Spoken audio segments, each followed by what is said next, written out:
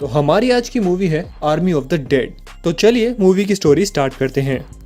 Movie की starting में कुछ आर्मी ऑफिशियल्स हाई सिक्योरिटी में कोई चीज़ ले जा रहे होते हैं। उनको भी नहीं पता होता उसमें क्या है, लेकिन रास्ते में उनका अचानक एक्सीडेंट हो जाता है। तो एक्सीडेंट की वजह से वो कंटेनर खुल जाता है और उसमें से निकलता है एक हट्टा कट्टा आदमी जो कि बहुत ही स्ट्रॉन्ग है और वहाँ पे सारे आर्मी ऑफिशियल्स को वो मार देता है। मतलब ऐसा लगता है कि सबको मार दिया, लेकिन जिसको भी वो काट रहा था वो ज़ॉम्बी में कन्वर्ट होते जा रहे थे। और अब ये ज़ॉम्बीज पहुंच जाते हैं लास वेगास शहर में।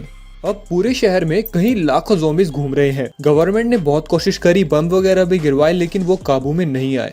वहां से जितने हो सके लोग लड़ते लड़ाते बच बचा के वहां से बाहर आ गए और बाकी पूरे शहर को गवर्नमेंट ने एक बॉर्डर बना के सील कर दिया। अब सारे ज़ॉम्बीज उस दीवार के पीछे थे। छोटे से होटल में स्कॉट वार्ड नाम का एक बंदा काम कर रहा होता है। तो उसके पास आता है कैसीनो का मालिक तनाका अपने एक बंदे के साथ जिसका नाम था मार्टिन। वो स्कॉट को एक जॉब ऑफर करता है। कहता है कि लास वेगास में उसके कैसीनो के बेसमेंट में $200 मिलियन हैं और स्कॉट वो पैसे ले आता है। तो उसमें से 50 मिलियन स्कॉट के। तो स्कॉट को डिसीजन लेने के लिए वो एक दिन का टाइम देता है। अब उस रात को एक कैंप का सीन दिखाया जाता है जिसमें केट और गीता नाम की एक लड़की कुछ बात कर रहे होते हैं। गीता उस दीवार के पार जाने का सोच रही थी, एक लड़की के थ्रू जो लोगों को उस दीवार के पार पहुंचाने का काम करती है। असल में गीता वहां से कुछ पैसे लेके आना चाहती थी जिससे वो अपने बच्चों का और अपना फ्यूचर संवार सके। वहीं केट इस चीज के लिए राजी नहीं थी। इस बात पे वो बहस कर रहे थे। इतने में एक ठरकी सा ऑफिशियल वहां पर आता है, थोड़े से पंगे लेता है और चला जाता है। अगले सीन में हम देखते हैं कि कैसे स्कॉट को अपनी वाइफ को अपनी बेटी के सामने ही मारना पड़ा था क्योंकि वो भी ज़ॉम्बी से इन्फेक्टेड हो गई थी। असल में केट स्कॉट की बेटी है। वो विजन्स देख के स्कॉट की नींद खुल जाती है। स्कॉट अब इस मिशन के लिए रेडी हो जाता है। तो अब वो अपनी टीम इकट्ठी करने लगता है जिसमें 2-3 उसके पुराने दोस्त होते हैं, बाकी चुन्नू मुन्नू लोग होते हैं। तिजोरी खोलने के लिए लड़का, ज़ॉम्बी मारने के लिए बंदे, हेलीकॉप्टर उड़ाने के लिए बंदा, ये सब टीम इकट्ठी करता है। तो अब वो सारे तनाका से मिलते हैं। तो वो उन्हें समझा देते हैं कि कौन सी बिल्डिंग है, कहाँ पे हेलीकॉप्टर मिलेगा, कहाँ से जनरेटर ऑन करना, ये सब। एक्चुअली 32 घंटे के अंदर सरकार वहाँ पर परमाणु बम गिराने वाली है जिससे लास वेगास पूरी तरह खत्म हो जाएगा। अब स्कॉट अपनी बेटी से मिलने जाता है क्योंकि उसकी बेटी वॉलंटियर थी तो उसके थोड़े से कनेक्शन थे, तो वो इन लोगों को उस पार भेज सकती थी। इन सबके साथ तनाका का बंदा मार्टिन भी होता है। केट उनका इंतजाम करके वहां से चली जाती है, लेकिन जैसे ही वो गीता के बच्चों के पास पहुंचती है तो उसे पता चलता है कि गीता उस पार जा चुकी है।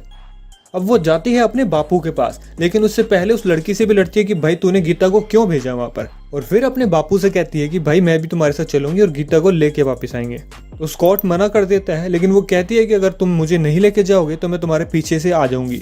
तो स्कॉट को मजबूरन उसको अपने साथ ही ले जाना पड़ता है।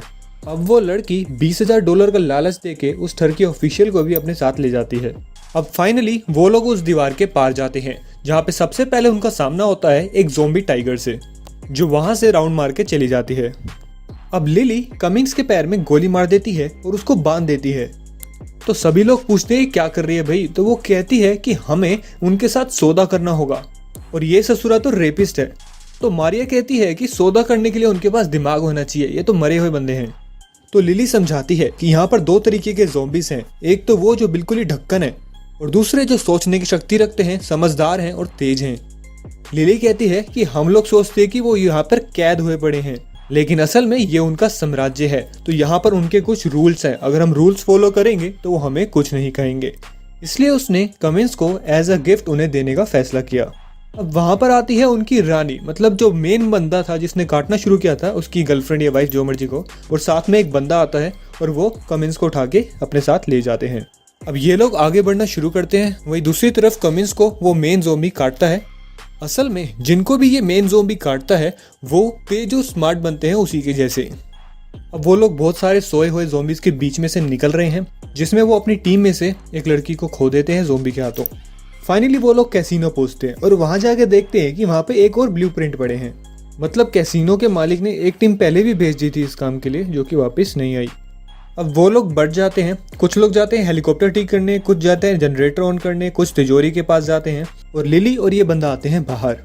ये बंदा लिली से कहता है कि उसे बस एक ज़ॉम्बी के खून का सैंपल चाहिए और वो सभी लोगों को यहाँ से सुरक्षित बाहर निकालने का वादा करता है। वो पकड़ते हैं उस ज़ॉम्बीज़ की रानी को। लिली का ध्यान कहीं और होता है तो ये भाई साहब जी उसकी मुंडी उखाड़ लेते हैं पूरी।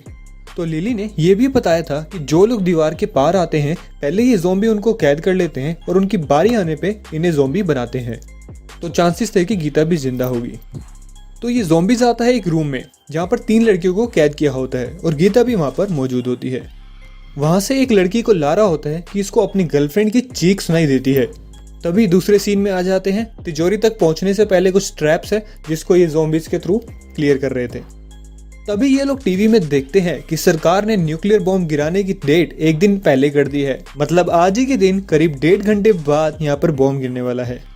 वहीं दूसरी तरफ हेलीकॉप्टर इतना खटा रहा है कि वो ठीक ही नहीं हो रहा है। अब सारी टीम पहुंच गई है तिजोरी के पास। वहीं पे डीटर कहते हैं मेरे को 30 मिनट का टाइम दो, चुपचाप खड़े हो जाओ, मैं तिजोरी खोलता हूँ। और अब वो ज़ॉम्बी किंग पहुंच जाता है अपनी क्वीन की बॉडी के पास।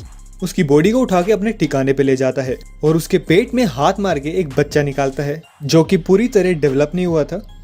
और दूसरी तरफ डीटर ने तिजोरी खोल ली थी और उसमें से सारा पैसा उन लोगों ने बैग में भर लिया था। और वो ज़ॉम्बी किंग अपनी आर्मी को लेके इनके पास निकल पड़ता है। अब मारिया और स्कॉट के बीच में छोटी सी कन्वर्सेशन होती है जिसमें मारिया उसको बताती है अरे मैं तेरे साथ इसलिए नहीं हूँ कि मुझे पैसे चाहिए, असल में वो उसको लाइक करती थी। तो ये सब बातें क्लियर होती हैं। तभी स्कॉट को ध्यान आता है केट का, तो केट वहां से जा चुकी थी गीता को ढूंढने।